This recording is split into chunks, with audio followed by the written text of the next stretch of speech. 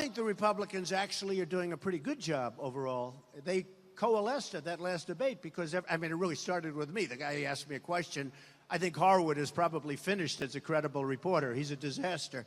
But, and it was such a horribly put question and so obvious. And the Republicans coalesced around each other. It was actually pretty beautiful when you think about it.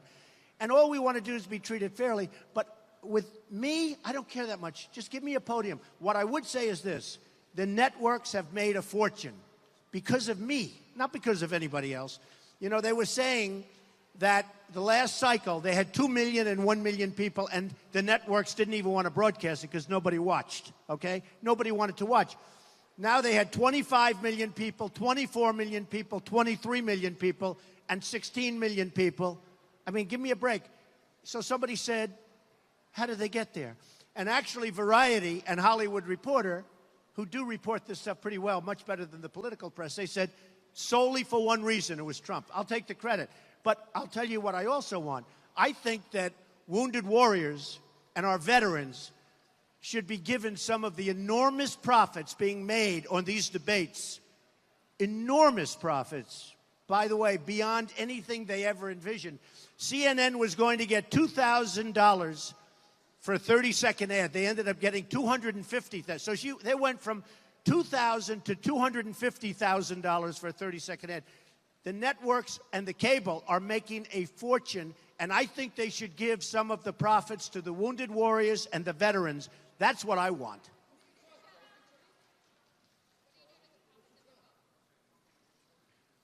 I'm giving them away. I'm giving the profits of my book, I'm giving them away to a lot of different, including the vets. Okay? Who are you with? Okay, good. It's a new form of reporting. Do you believe it? They used to come up with cameras. He comes up with a cell phone. Go ahead. Let's go. Speak fast. Go ahead.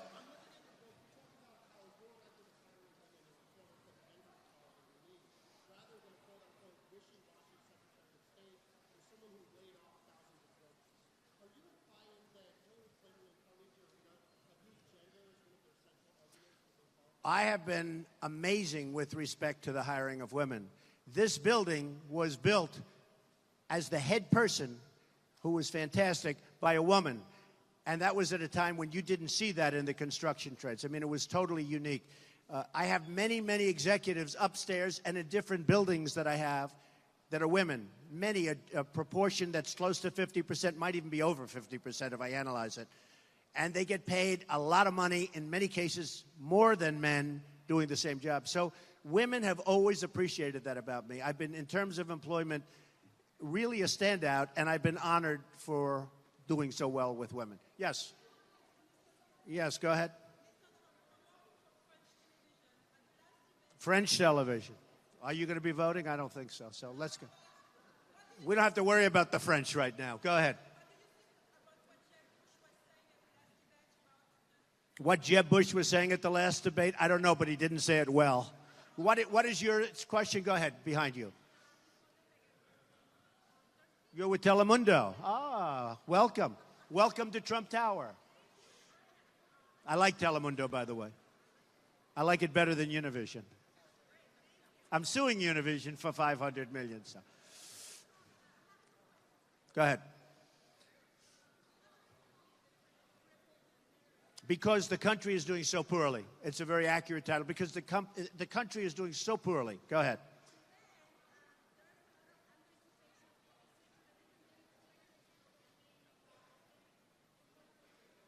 That's good. They're going to have some demonstrations. Oh, good, because it'll get even higher ratings if they do that. I think it's fine. Look, I think they should demonstrate. Ratings will go even higher than they are going to be. It's going to be one of the highest rated shows ever. And they're very excited about it. And I have a great relationship, as you know, from Telemundo with the Hispanics. You've treated me actually very fairly. Won the poll recently in Nevada, won other polls.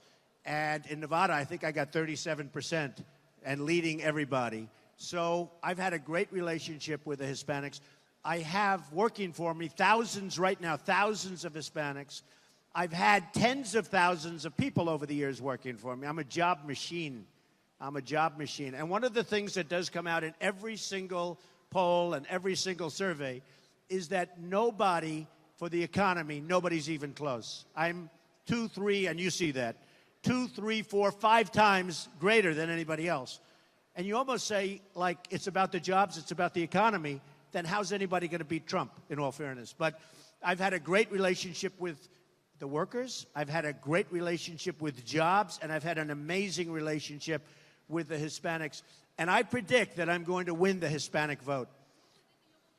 I think I'm going to win the Hispanic vote. I predict, I think I'm going to get the nomination, and I will win the White House. I think beating Hillary Clinton is going to be easy because her record is so bad. Okay. Go ahead.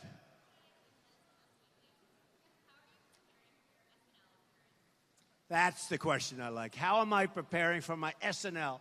Well, I'm meeting with Lorne Michaels in a little while, later on, after we're going to sign.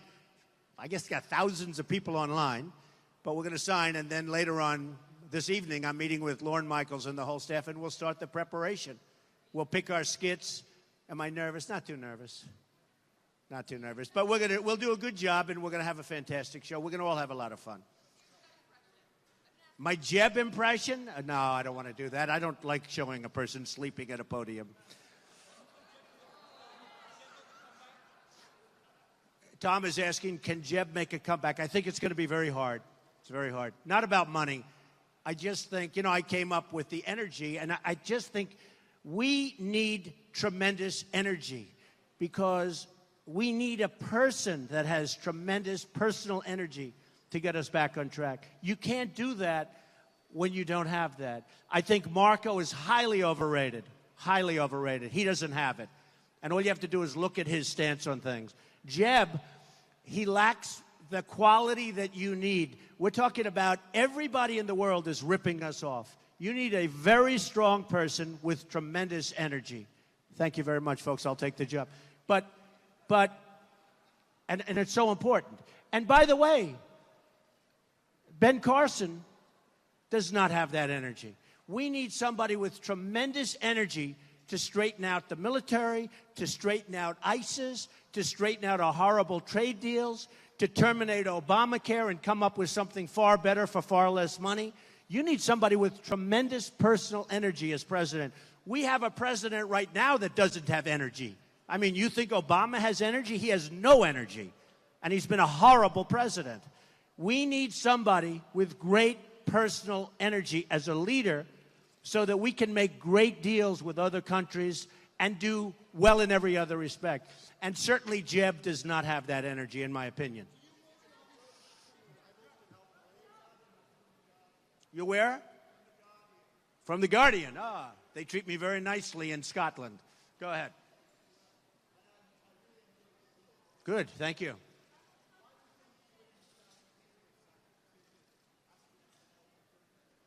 Well, we just went over that, honestly. We just went over that. And it's, it's only going to make it hotter. Okay, another question. Go ahead. Say it again. Yeah.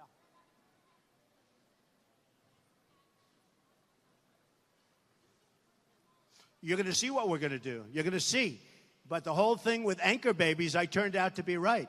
A person has a baby, lives in Mexico or lives in Asia or lives in many different places, has a baby, walks across the border, has the baby here. Now, we're responsible for that person for the next 85 years. I don't think so. And by the way, I was right. They were wrong. The 14th Amendment does not give them clearance on that. And if you wanted to do that in Mexico, or if you wanted to do that in almost any other country, where you have a baby in that country, and that country has that person for 85 years, including all of the costs of that person, they would laugh you right out of the country. You would be laughed out of the country so fast. So that turned out I was 100% right. We'll have to worry about that. We're going to take care of it. And it's going to be done in a very humane way. But we're going to bring back our country. And we're going to have a wall. And Mexico's going to pay for the wall. And you know why they're going to pay? And I have great relationships with Mexico. And phenomenal relationships with the Mexican people. Phenomenal. And they buy apartments from me. They work for me by the thousands. By the thousands. phenomenal relationships. But let me just tell you, we lose so much money with Mexico in terms of trade imbalance, $45 billion last year. Plus, we give Mexico billions and billions of dollars. They will pay for the wall, and it'll be very interesting. And you know what? People are going to come into this country, but they're going to come in legally, Sarah. Okay. Yeah, go ahead. Italian Daily News.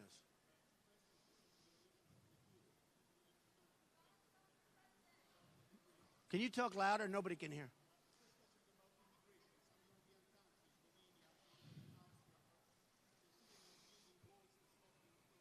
I know a lot of European, he's just saying he's from Italy, a lot of the European countries are going to build walls to stop the immigration. Well, walls work. All you have to do is ask Israel. Walls work if it's properly constructed. Not the walls that these characters, these politicians that we have running our country, who are a disgrace, all talk, no action politicians, they build a wall this big. They drive cars right through it. Walls work. All you have to do is go and see Israel. They will tell you that walls work. Okay, go ahead. Go ahead.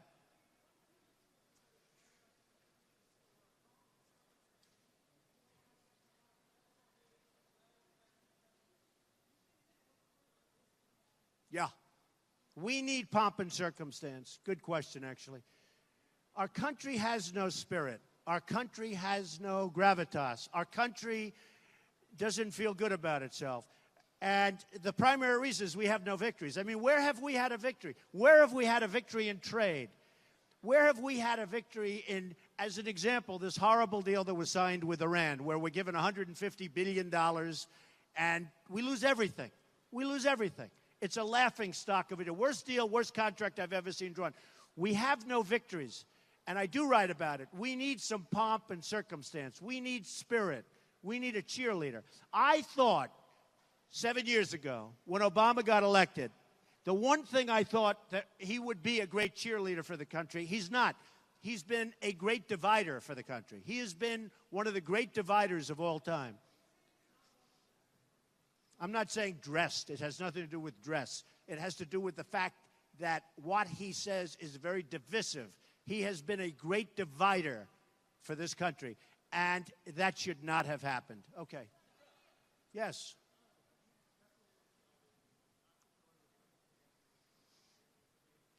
No, Howie, I'll go any way they want. I don't care too much about the debates. Look, I'm the one that gets all the nasty questions anyway. Nobody else gets the really nasty questions. In a certain way, maybe they're defending me, although I will tell you they're not doing it for that reason. I think it's irrelevant. I like the debates. I've had the debates. I've done well in the debates. As you know, every single poll said I won all three debates. Now, I don't know if I did or not, but I certainly didn't do badly. But every single poll said, even CNBC's poll said I won the debate. So I like the debates. I think they're good for me. But we have to be treated a little bit fairly. As an example, Hillary Clinton, no tough questions. I mean, why didn't they ask about Bill? Why didn't they ask about all of the different things? No tough questions. Now, that was staged by the Democrats. And frankly, they did a very smart thing in the way they staged it. Well, we're going to stage something properly also.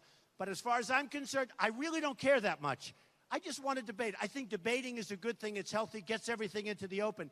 But you don't want people like Harwood that read a question, that he carefully wrote. He thought he was such. His career, in my opinion, his career is probably ruined or certainly threatened. You can ask about anything you want. I mean, you have to ask about anything you want. Hillary had only softballs all night long. It was like this. Here, Hillary, hit this one over the park. So, yeah, go ahead. Are you from Russia? All right. I think our relationship with Russia will be very good. Vladimir Putin was on 60 Minutes with me three weeks ago, right? Putin. And they have one of the highest ratings they've had in a long time. So I'm going to give him total credit. But we will have a very good relationship, I think, with Russia. Now, maybe we won't. But I believe we will have a very good relationship with Russia. I believe that I will have a very good relationship with Putin. Go ahead.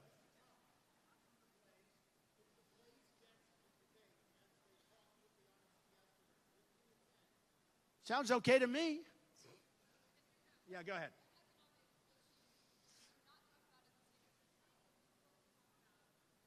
Well, I think there are a lot of economic issues. We didn't talk about trade. We didn't talk about devaluations, right? We didn't talk about corporate inversions, which, by the way, none of the other candidates, they don't even know what it means. But we didn't talk about corporate inversions, where companies are leaving our country, massive companies, because they can't get their money back and because they get lower taxes elsewhere. So they're leaving and they're taking their jobs with them. The corporate inversion syndrome is a very important thing to be talking about. These are all things that weren't talked about at the debate. Instead, they talked about fantasy football. I mean, it was a big question, fantasy football. I'm saying, what about corporate inversions? $2.5 trillion at least, I think it's probably twice that number, is in other countries wanting to come back, and because our system is so corrupt and terrible, they can't get the money back to invest in this country. So they don't talk about corporate inversions at the debates. They talk about fantasy football. Those are a few. Yeah? Go ahead, Sarah. Say it. You don't talk. You have to talk loud enough. Right. I was against the war in Iraq, yes, very early on. I'll give it to you. Yeah, I have it upstairs. I don't know. I'll give it to you upstairs. Well, you have to understand, I was a developer. A lot of people didn't care about my view in 2003, 2004, but there was a Reuters article taken from a magazine about my stance in 2004, I believe, in July of 2004, and it talked about my stance on how I felt about Iraq. And I said very strongly exactly what happened. I said, you will destabilize the Middle East, and when you destabilize the Middle East, Iran will take over Iraq. That's exactly what's happening. And they'll take over the oil reserves, which are among the largest in the world. And in addition, other bad things will happen. The other bad things are ISIS. I said that in 2004, and that was an article that was taken from a magazine, which was previous to that. I felt that for a long time. That's your best question that you've ever asked me, Sarah. Sarah, finally, you're asking me this great question. Sarah from CNN, terrific person. Do I think that it's time for some of the other Republicans in the race that are registering zero? In a couple of cases, they have zero with an arrow pointing left, which I assume is a mistake because that's less than zero. I assume that's not happening. Do I think it's time to have some of the other Republican candidates drop out? Yes. There are too many people.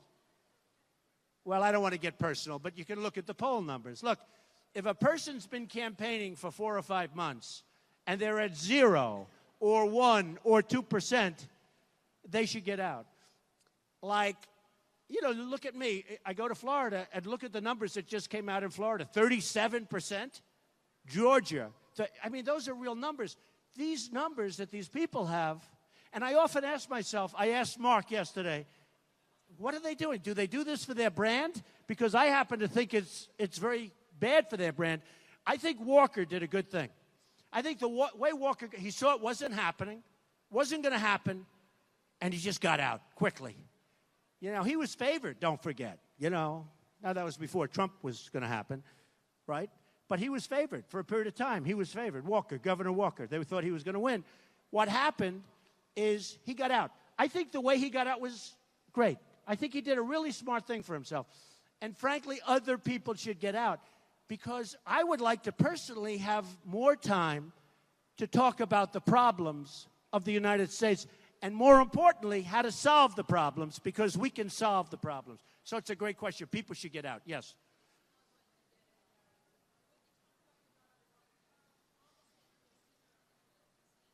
Ivanka. Oh, they just said one of the biggest applause lines. It's true. I get is when I talk about my daughter, Ivanka. She was just at Fortune magazine for something like Woman of the Year, which is great. I'm very proud. She doesn't know. Ivanka, just say hello, okay? But Ivanka is going to be very involved, and Melania is going to be very involved very soon. They're going to be coming out very soon. Oh, Ivanka's going to Iowa. When are you going to Iowa? Very soon. Okay? Yes, Mark. Good question. I would say I don't see threats. I mean, whatever it is I have to do. Mark is saying, what are the top threats, let's say, to your candidacy? Who knows? I mean, you're in a crazy world of politics. People change their minds. I'm going to make America great again. Nobody else is going to be able to do that. I'm going to do it. I'm going to make it, in my opinion, better than ever before. And I think that's awfully tough to compete with. And one of the reasons that in my book, I actually put financials in there. I show some of the developments, and I have many, many more, because you can only, Simon & Schuster, you actually kept me to 8 or 9 pages, right? And there are 4 or 5 on a page, but I show some of the great developments that I've done that are so successful and so incredible and so financially good. I show my financial statement from a year and a half, 2 years ago. Now it's even better, but we didn't have that certified yet. So I do that not in a braggadocious way. I do that because that's the kind of thinking our country needs right now. We are run by people that are incompetent. We are run by people who, in so many words, I hate to use the word stupid, but you have to use that word unless they have bad intentions, which I don't believe they do. But we are run by incompetent people. We have incompetent leadership. There are so many things. Like I mentioned, corporate inversion. The Democrats want the money to come back. Who doesn't? The Republicans want the money to come back. For 3 years, the Democrats have said, we want the money to come back. For 3 years, the Democrats and the Republicans agree, 100%. You have a vast majority, maybe everybody. For 3 years, guess what? They haven't done anything, right? They can't even get along when they agree. So here's the thing where we can take trillions of dollars, bring it back into this country, rebuild big parts of our country with it. Companies can spend that money in our country. We have everybody agrees it should be done for years, and they can't do it. That's a part of the problem. Well, you're going to look. You're going to look. A lot of controversy with Mr. Singer. There are those people that probably wouldn't have wanted him to back, but we'll see. I'll talk to you. Go ahead. Oh, well, they'll agree. No, they'll agree. They just didn't want to go through the unfair questions because they weren't questions, they were statements. You see, they were asking Katie, they were giving statements in a sarcastic, disgusting way. And by the way, I think Becky is terrific, and I think Carl is terrific. But I think John Harwood is not very good at what he does. But I think Becky Quick is a terrific person. I think Carl is a terrific person. But I will tell you, John Harwood was a disgrace to CNBC. Yeah, go ahead, Tom.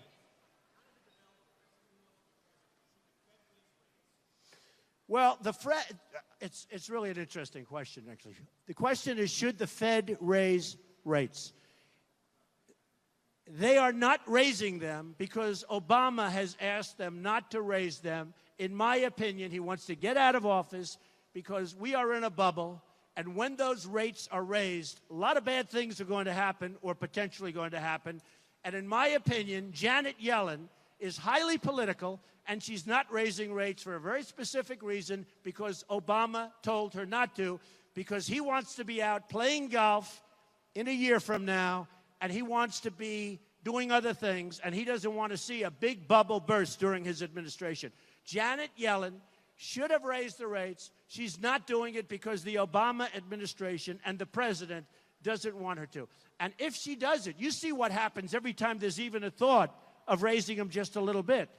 And one of the problems that we have is our currency right now is not competitive with other currencies. Because if you look at the devaluations of China, of Japan, of many, many different countries, they're making it impossible for our companies to compete with them because we don't have leaders that know how to say to China, don't do that, don't do that. Because if you do that, we're going to put a big fat tax on you. Don't do that. And you know what? If you said that, they wouldn't do it, if you had the right message. All right, how about one more question? Howie, do you have another question?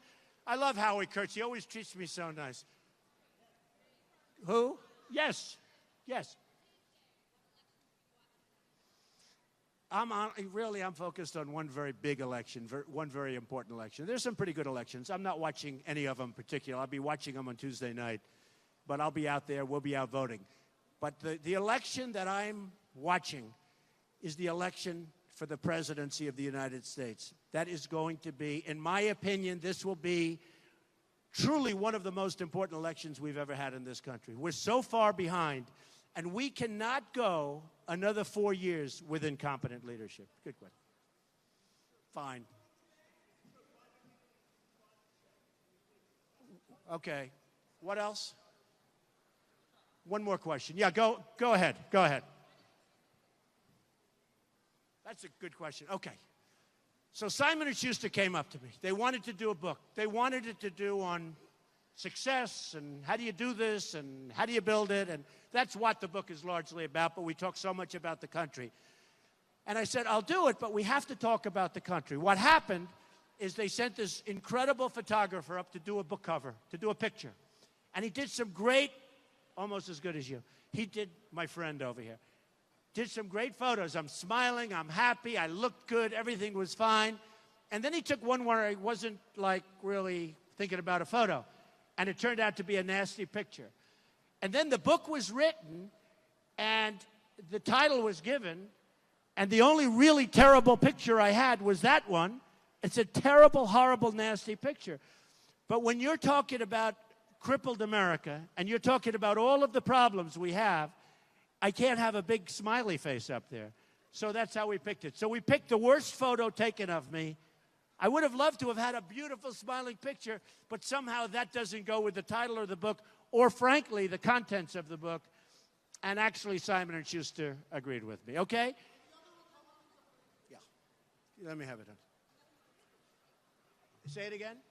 What? Are the other Republicans afraid to debate? Well, some of them should be. Okay. Thank you very much, everybody. Thank you. Simon & Schuster, thank you. Louise, thank you.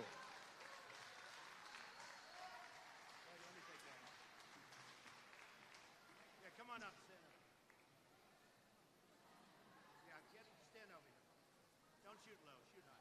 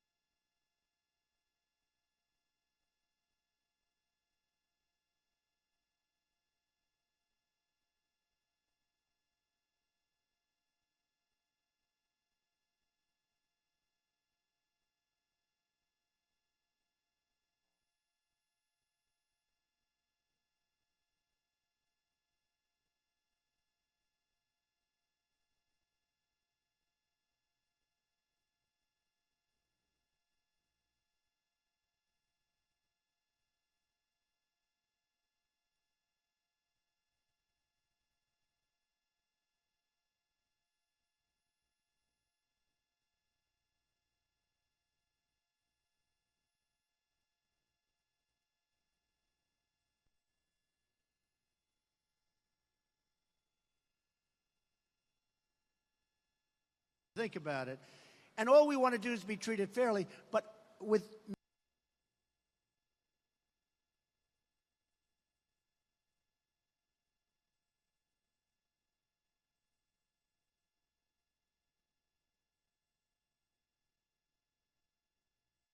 I think the Republicans actually are doing a pretty good job overall. They coalesced at that last debate because, it really started with me. The guy asked me a question. I think Harwood is probably finished as a credible reporter. He's a disaster. But, and it was such a horribly put question and so obvious. And the Republicans coalesced around each other. It was actually pretty beautiful when you think about it. And all we want to do is be treated fairly. But with me, I don't care that much. Just give me a podium. What I would say is this. The networks have made a fortune because of me, not because of anybody else. You know, they were saying that the last cycle, they had 2 million and 1 million people, and the networks didn't even want to broadcast it because nobody watched, okay? Nobody wanted to watch. Now they had 25 million people, 24 million people, 23 million people, and 16 million people.